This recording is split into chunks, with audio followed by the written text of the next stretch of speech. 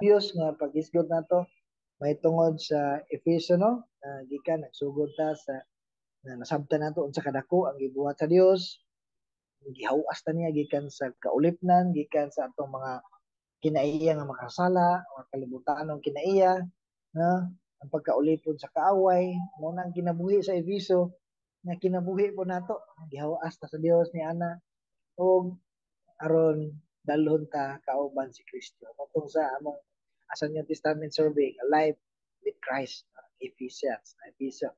So, kana, gibuhat sa Dios tungod sa dakong kaluoy, gugma, dakong grasya, aron kita magbuhat og maayo, na kita bisan kaniadto dili ta katawan sa Dios, mga makasala ta, nahimulag ta kang Kristo, apan karon iya natang katawhan, iyang gibalaan, o gihiusa ta niya diha kang Kristo. Makadirekta na tagtawag no, sa atong amahan ni Dios, no? Kay iya man gipapuyo kanato ang iyang balaan espiritu, no? Matag usa iyang gitaga-agasa aron alagaray, no? Ug kanang tanan grasya niya, no? Walay ato, no? Gihimutan niyang sakop siyang banay, siya pod ang atong saligan na magalig-on kanato, no? Yang gipapuyo si Kristo sa atong mga kinabuhi, no? Aron kita muliwat kaniya mga igsoon. So, tungod ni ana mga igsoon, yan ang tanan nga kaayo sa Dios, mao na dayon ni ang awhag ni Apostol Pablo kanato. Ang Efeso 3 verse 20 to 21 mao ni ang atong pag-isgutan, akong pagabasahon mga igsoon. Efeso kapitulo 3 versikulo 20 paingon sa 21. Daygon ta ang Dios dansang gahom aniya kanato ug mo'y makahatag og labaw pa kaysa atong pangayoon o huna-hunaon. Daygon ta siya diha sa simbahan ug diha kang Kristo Jesus ngadto sa tanang kaliwatan hangtod sa kangturan. Amen. Mao na ang pulong sa Dios nga atong pagahisgutan ug sa dili pa ta magpadayon magampo na kita mga igsoon. Dalay ko ng Diyos, among amahan, daghang salamat sa imong pagkamaayo, daghang salamat sa imong kaluwasan, salamat sa imong paghiusa kanamo, salamat o Dios sa imong grasya, nga bisan kami o dili angayan, walay maayo kanamo, apan salamat nga imo kami gigugma gikaluyan o gipakitaan sa imong naging amping grasya Ginoo. Magpadayon ka nga magapamuha kanamo, magalig-on kanamo, magalambok kanamo, hangtod kami mohingkod o muliwat sa imong anak ug kami maghatag kahimuon ang among mga kinabuhi diha kanimo Ginoo. Lamang kami, Lord, diyahay kami sa among paghisgot karon ubani kami sa imong balang espiritu. Kini among pagampo sa pangalan ni Ginoong Hesus. Amen. Amen. Okay mga igsoon, ato ning giluhan daygon ang Dios sa walay katapusan. So, ang ayan gayud, nga dalaygon gayud ang Dios sa walay katapusan. Ha? Angay lang gyud nato siyang daygon, no? Kay siya Dios nga labing gamanan, Dios nga magbubuhat sa tanan. Walay naang ko nato, wala ni agi niya, no? Ang Roma 11:36 kay gikan kaniya og pinaagi kaniya og alang kaniya ang tanang mga butang. Iya sa Dios ang himaya sa walay katapusan. Amen. Sa ang Kolosas 1:16 kay pinaagi kaniya gibuhat sa Dios ang tanan ngadto sa langit kaniya sa yuta. Makita o dili makita mga gahom nga espirituhanon, mga pamunuan, mga hari ug ang tanan nga nagpando. Gibuhat sa Dios ang tanan pinaagi kaniya ug alang kaniya. Kung Juan 1:3 pinaagi kaniya gibuhat sa Dios ang tanan ug walay bisan usa. Ang tanan nga nabuhat dili pinaagi kaniya. Mga igsoon, no? Dalaygon gayon ang Dios sa walay katapusan kay siya labing gamanan magbubuhat sa tanan, no? Kung natay butang utaw nga atong daygon, wow, no? Kung natay butang nga atong daygon, atong suhiron, atong subayon kung wala ba'y kalambigitan ang Dios. Ha? Wala ba'y kalambigitan ang Dios kanong angayan nato daygon kini nga tawo, kanong angayan nato daygon ni nga butang.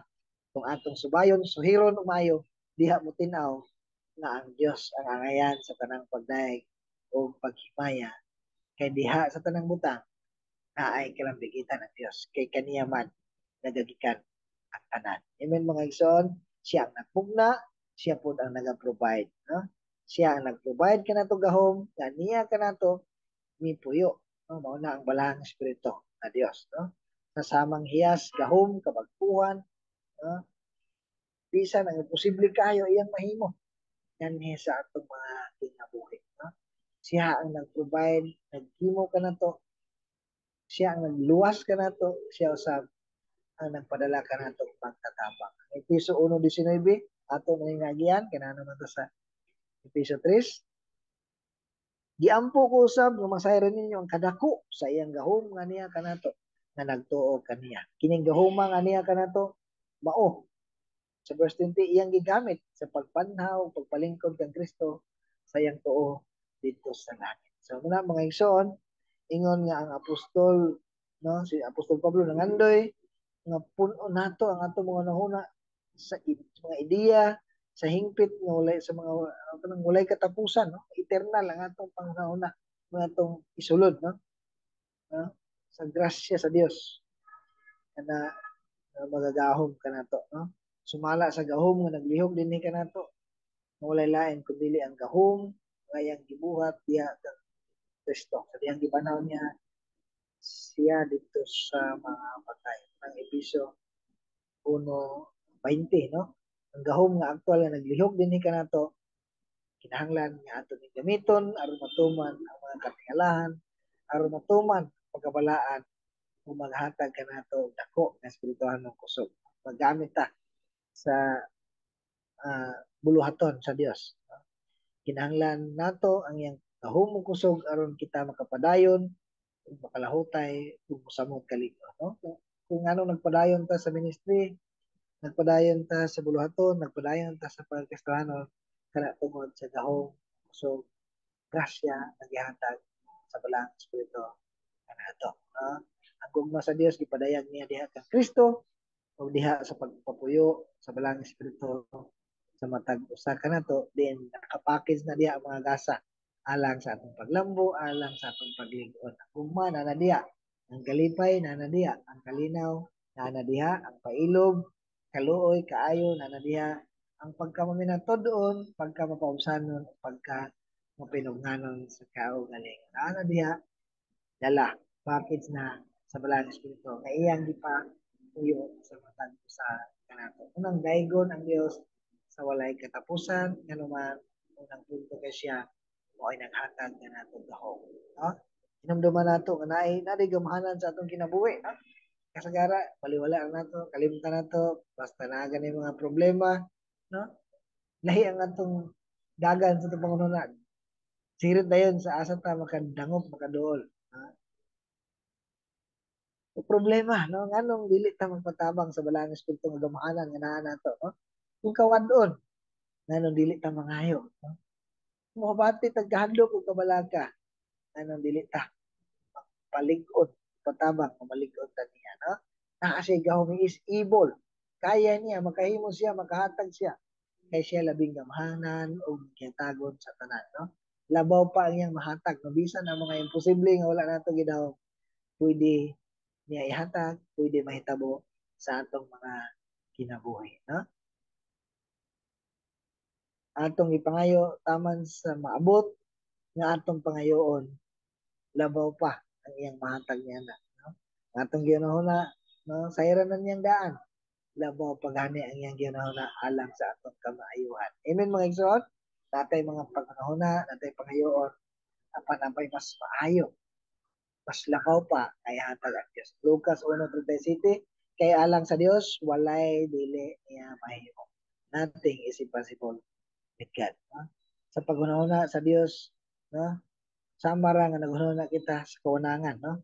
Nga bisan unsang pakalayo ang pagbiyahe sa atong mga panghunahuna adunay walay katapusan sa unahan, no? Nang sa panang kanta nga unsa man kalayo ang langit ugma mo para sa tanan muluhod ako sa tiilan mo pagsimba sa, no? Daghan ang gipangayo ni Pablo niini nga pag-ampo ug ang mga nahuna kanunay nga panaw lapas sa mga pulong, no? ang apan ang sobra sa gahom sa Dios labaw pa sa duha sa walay kinutuban. Naman ang ginahuna ni Apostol Pablo apan labaw pa layo pa ang kaya abuton. Ang Roma 8:28 nasayod kita nga diha sa tanang butang nagbuhat ang Dios alang sa kayuhan ni adtong nahigugma kaniya katong iyang mga tinawag sumala sa iyang katuyuan. Isaiah 55:8-9 ay ang akong hunahuna dili sama sa inyong hunahuna ug ang akong mga laraw dili sama sa inyong mga laraw ng iyong Ginoo. Kay sama nga ang kalangitan habog ka sa iyo ang akong mga laraw habog kay sa inyong mga laraw ug ang akong hunahuna kay sa inyong mga hunahuna. So ingana no nga ang Dios uh, ang iyang gilantaw ang alang gayon sa atong kayuhan. Sa hindi nato masabtan munang pangayuan nato tabang sa Dios na ipadayag niya kanato ang iyang katuyuan sa matag sitwasyon kanato mga Igsoon, no? Atong yutaygon ang Dios sa walay katapusan kanunay o kay siya ang naghatag kanato gahom, no? No nga ang ipili sa Dios uh, ang mga walay ikapasigarbo, no? Kay diha madayag ug maayo ang iyang gahom, no? Mas makita ang iyang gahom kung ang mga tao nga iyang gitagaan gahom naa sa mga tao nga walay kasigarbo mga sinalikway sa kapalaran sinalikway sa katilingban. Ang Roma 1:26 mga igsuon huna-hunaa kung unsa kamo kaniadto sa pagtawag sa Dios kaninyo sumala sa kalibutanong sukdanan ipila ra kaninyo ang maalamon gamahanan o tinamod sa katilingban gituyo ang pagpili sa Dios at giisip sa mga tao nga walay kapuslanan aron pagkaulawan ang maalamon ug gipili niya katong giisip na huyang aron pagkaulawan ang mga tao nga maanan. Verse 28, gipili sa Dios ang mga salikway ug mga tinamay ni kalibutana ug ang ipakawalay bili sa mga tao aron paghimong walay kapuslanan itong mga butangan isip nilang mahinungdanon. Verse 29, aron wala gayoy makapagarbo sa tubangan sa Dios. Verse 30, apan kamo gihiusa sa Dios diha kang Kristo Jesus ug diha kang Kristo adunay kitay kaalam pinagi kaniya nahimo kitang matarong tubangan sa Dios nahimo kitang balaang katawhan sa Dios ug gihatagan kita og gagawas. So nahimong matarong ug buotan pwede magpasigarbo magpasikat ako nagod ni na nahimong maalamon ug hanas na sa ministry maay na muwali maay na mo hatag og biblical advice maay na sa leadership di gid pwede moingon moangkon nga ako na gid kun dili salamat sa Dios sa iyang gahom nga namuhat sa matag usa sa atong kinabuhi iya gihapon tanang pasidungog balik kaniya sa igsoon may personal experience no ako kangi ko ako'y kangho no kanang gagukod among kinabuhi gagukod pirmi sa bugas no no sa ko kay kanon ugma yana kalisod ang among kahimtang no wala ko ikapasigarbo sa akong kinabuhi uyang ang pagkatao bisyoso no tinamay yung binugal-bugalan kulukoy no mananagat drami mag-uma nang ano yun kanang igo-igo ra pod no makakaon usahay no walay sakto nga Dios walay paglaom pero karon salamat sa Ginoo no na iyang gigamit alang sa bulaton iyang gi buto na naon mga iso nanay ikapagarbo apan balikon ko ang Dios ang iyang balikan sa tanang paggarbo sa tanang dahil kay dili ako ang hinungdan nga nung naingani ko. No, dili ni akong desisyon. No? Ang Ginoo, ang grasya niya, mo inamuhat sa akong kinabuhi. Muna karon no? Kaya na lagi niya magkipagsabayan no? Sa prayer, no? Sa ministry, musukol na. No? So, grasya sa Dios, mo hinungdan, nga nakakapadayan ko. So, kapit na kita permi diha mga igsoon no di ta pwede na magpasigarbo di ta pwede magkinapayas unsa na atong naabot karon kay ang tanan gikan sa Ginoo ug siya ang ayan natong daygon balikan sa tanang pagpasalamat mga igsoon. So I am nothing what God can do, no? Can give, can mold beyond my imagination, no? Posible kayo nga ako ni, no? Jun, Jun rin na, no? Sa mga reunion, no? Posible bigay kayo, no? Na, sa gitan-an ako kung kalingon, uban akong asawa sa panahon nga, doon ay record, una nga preaching to nga record, naka-record, naka-video, nakaingan gid minduha nga, murag gid dili ikaw, murag dili ako, no? Hindi magito ako, no? Kundi ang Dios nga namuhat iyang gahom dinhi sa akong kinabuhi. Ako nga wa gi sarang ay kapag garbo ang Dios namuhat iyang gahom dinhi sa akong kinabuhi, no?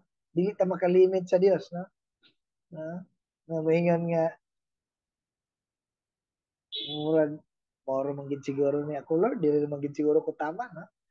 Uban ra man gid siguro ko, no? Sa pag-ampo mga igsoon, sa mga imposible nga maayo sa balatian, kaya, no? Sa mga imposible nga mausab ang batasan, kaya. Sa mga imposible nga maluwas o malangit, kay grabe kay sala, no? Kaya kaayo diya sa pag-ampo mga igsoon. Sa mga imposible nga mabuhi sa walay paglaom, kaya diya sa pag-ampo mga igsoon. Sa mga imposible nga makalawig sa uno sa kinabuhi nga gikatubang, no? Sa pag-ampo nato idangat nga may kahum at walang espiritu evil, diyan pa labaw pa sa ato na gipangayo kung maabot sa atong nauna, no? Kung nag-ampo kita mga igsoon nagpasabot, magisalig nato sa gamhanang Dios na makahimo sa tanan, ug diha maga-expect magadahom ta sa katingalahang mahitabo human nato na giasang at isalig nato sa Dios, no? Simple lang kay nga example mga igsoon. Ano na panahon nga isa ka semana yun kasagsagan yun nga sunod-sunod ang ulan dayon na isa ka adlaw na specific gayon nga naghangyo iampuan sa ilang ka semana nga dili gid unta mo ulan o mga igsoon dito gayon sa Dios. Whole day walay ulan, whole night wala gi ulan, pagkaugma na ang ulan. Ug iya gyud di-preserve kanang adlaw, no? Kana nga saan mga igsoon katubagon niya aduna sa kondisyon nag-agad sa presensya, katuyuan sa Dios, sa balang espiritu nga naglihok kanato. No? Isaiah 65:24, sa dili pa sila mutawag kanako, tubagon ko na sila. Ug samtang nagsulti pa sila, dugon ko na sila. Klaro kayo, no? Nga ingana ka wide ang kahibalo sa Ginoo sa pag-ampo, pagduol. Ha? Apan sa verse John 15, nakita na to diha. Kung magpabilin ka mo kanako, ug ang akong mga pulong, magpabilin ka ninyo, magkapangayo kang bisag kung sa madawat ninyo kini kung magpabilit. No? Adunay kondisyon.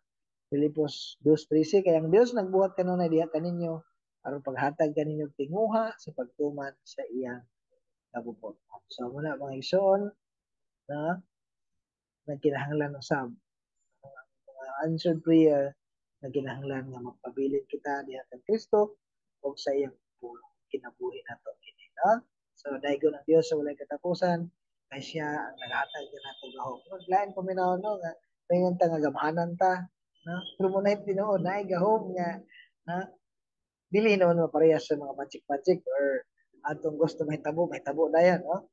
Nagaampo kita pero sumala sa kabuton sa Dios. Wala nato giabusaran. Si Jesus bitaw ni sa kalibutan, anak mo sa Dios, Dios siya, no? Pero wala man niya giabusaran ang iyang gahom. Sama po sa balang espiritu nga naa kanato.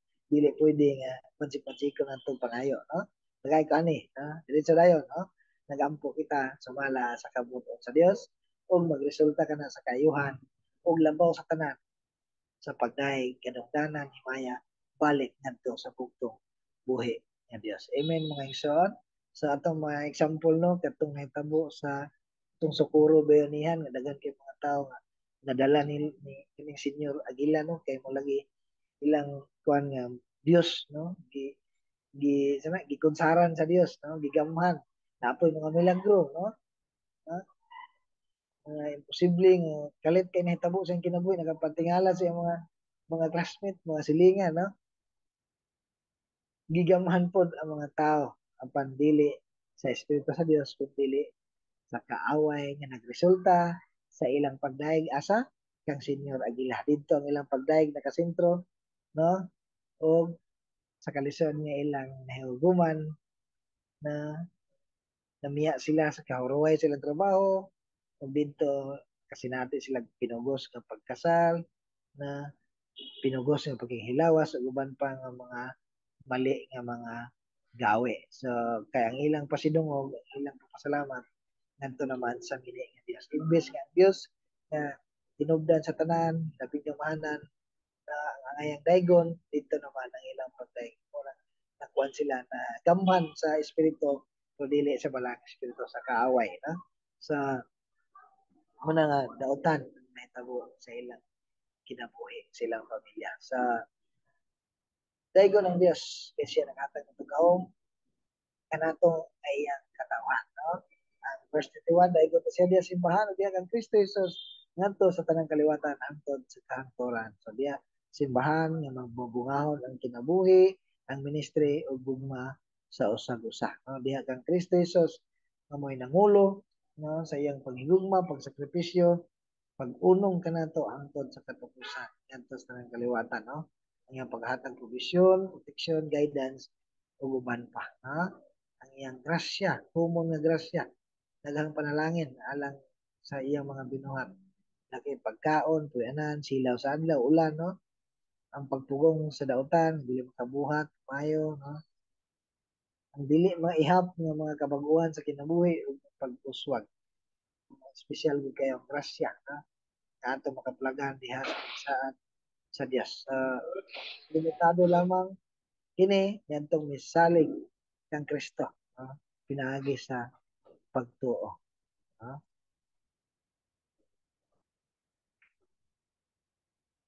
una mga igsoon dapat kayo tanan maghatag balik pasidungog ngadto sa atong buhi nga Dios no gihulag mo ning sa pagtapos ni Pablo no gihulagway niya ang walay katapusang papel nato nga mga katawhan sa Dios iyang gipatin-aw kung sa unsang paagi nga ang mga katawhan sa Dios magkinabuhi unsa nga magkinabuhi maghiusa o ang pundasyon nga mag na ang practical nga application sa mga kamaturan nga iyang representar ug makatingalahan nga bahandi sa grasya sa Dios na naghimugso aron ang tanan nga pagdaig ngadto gayon sa tinubdan nga mao ang Dios no yan ang tanan nga kaluoy sa Ginoo sa ato kaniadto karon usa malabot no siya nga tinubdan sa tanan ngayon nabalikan sa tanang pagdaig no alang sa Dios ang tibuok nga pasidungog kay siya ang nagplano ning tanan siya naghatag grasya usa kinahanglan ang matag usa ka nato moila no o matinahuron og dayag nga paghatag ngadto sa Dios sa angay kaniya unang worship he is worthy uh, worthy siya sa ayan siyang balikan sa atong pagsimba pagdaig pasalamat no himuan nato kini uh, uh, uh, dasigon ang matag usa sultihan ang matag usa na angayan kay ang Dios panang pagdaig no so mga igsoon kay mo kini siya ang hinungdan sa tibuok nga kahimtang uh, diin ang mga tao magdaig magsimba sa Dios no kana ang atong uh, mapakita sa mensahe mapasabot sa mensahe ni ini nga kagabion karon sa atong simple nga application napabalain nato nga pagadaygon ang Dios lang mga igsoon napabay dili nato kaya malagpasan kansang gahom sa Dios aniya kanato ang gahom nga iyang gigamit pagbanhaw kang Kristo Jesus ang gahom nga adunay mga gasa nga nagkapataban init napabay dili nato kaya malagpasan wala na mga igsoon so muna sa atong conclusion dalay ko ng Dios kayo no? Sa walay katapusan sa tibuok natong kinabuhi. Walay lain kay siya lang ang naghatag kanato gahom nga mao ang balang espiritu nga motabang kanato sa tanan aron kita molambo magmabungahon spiritually. Amen mga igsoon. Mga igsoon, magampo ta sa atong mensahe nga atong nadungog karon, siluhan kini sa Dios aron kini ato maaplikar sa atong mga pagkinabuhi. Magampo ta. Labing kamahanan nga Dios, among amahan nga sa langit, Lord God, daghan kayong salamat Lord sa mensahe nga imong gipabog karon nga namo Lord ang pag-ampamahan nga kini mamuhat sa mga kinabuhi sa tabang sa imong balang espiritu.